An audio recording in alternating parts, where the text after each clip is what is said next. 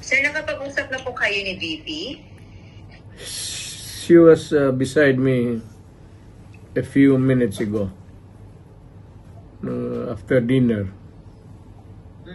Alright. It's good to hear you had dinner together.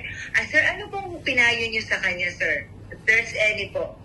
Na pag nawala ako sa political scene, either natanggal ako o namatay ako or whatever, for any reason, sabi ko sa kanya, hiningi ko na sa Pilipinas na tulungan ka pagdating ng panahon mo. At tumakbo ka ng presidente. At continue. Hindi ko hinarang yan, ma'am. Ngayon na lang. Of late. Because I think I'm pretty